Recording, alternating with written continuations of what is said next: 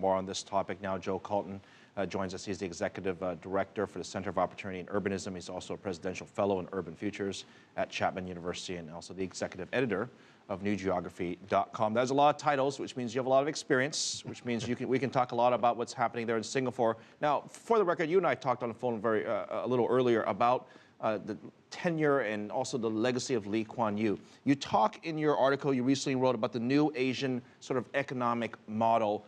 How did he play a role in that?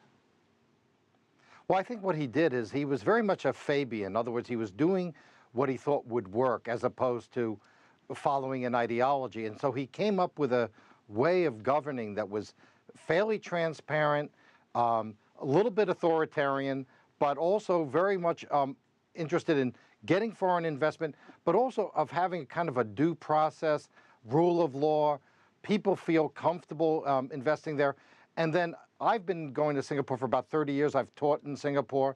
And it is really, from the point of view, certainly of a Westerner, the easiest and most comfortable city to do business or to live in probably all of Asia. It's something that we hear a lot. I mean, Miro talked about it, you're talking about it. It's the business-friendly environment. But the irony is this, is that the leadership in Singapore has also been known for its strictness, right? From bubble gums to all sorts of things. I mean, people may poke fun at it, but there's some truth to this, is that he was very strict. The administration there was extremely strict, and people would argue it only got stricter and stricter as sort of time went on, and more recently it's kind of become lax. But how do you think he'll be remembered? Well, I think he'll be remembered as a great founding father. I mean, a figure on the scale, of a founder of any country, and a great innovator, and most importantly, a role model for the rest of Asia. Because, when whether I've been in China or I've been in Vietnam, people look at Singapore and say, they did something right. How can we copy it? And as much as there is a kind of authoritarian wing to what happened in Singapore, it also was very successful. And it was also done without being certainly oppressive to somebody who was coming from abroad. It was probably more oppressive if you were a Singaporean. But I think that they've made a great deal of progress. Their big problem is now that the rest of Asia is catching up with them, and the competition is going to get fiercer. What's next for Singapore? You talk about the competition. I mean, it does have some unique advantages, but at the same time, its neighbors, as you say, are catching up. Does it dilute some of their advantages they have now? Well, they're going to have to find new advantages. This is something that I've discussed a great deal with many officials there and many young people there. They're going to have to figure out a way to have a more creative economy, to be able to do sort of increasingly complex tasks, more research and development, because they're not going to really be that competitive in the manufacturing side. And as we talked on the phone, there was a time when Singapore was the great efficient port for that whole part of the world. Well, now there are very, very good ports throughout East Asia and in South Asia. And so I think that they're going to have to get smarter, and this is going to be the problem. Lee Kuan Yew built a perfect system for an industrial country, a very good system for a country that was a corporate headquarters.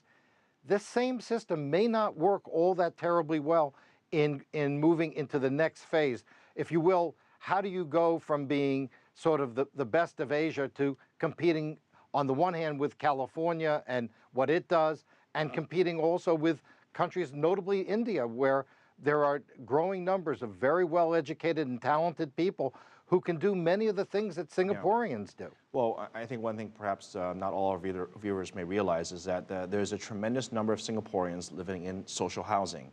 And for a long time, they welcomed foreigners from around the world to help with technology, to help with investment. And some of the locals didn't necessarily like that. I mean, is this going to work for other countries? Well, this is going to be very tough for Singapore. Most Asian countries are not particularly good at dealing with immigration. Obviously, many of them are already highly populated. They've had their own ethnic conflicts. And Singaporeans have been pretty good about immigration, but I think this is becoming a real problem. People complain about the subways being crowded. They complain that their children cannot get good jobs because they're competing with people from around the world. Working class people in Singapore feel that they're competing with immigrants from China and India. So there's a lot of tension. There's probably more political division in Singapore today than we've probably seen in a good 40 years.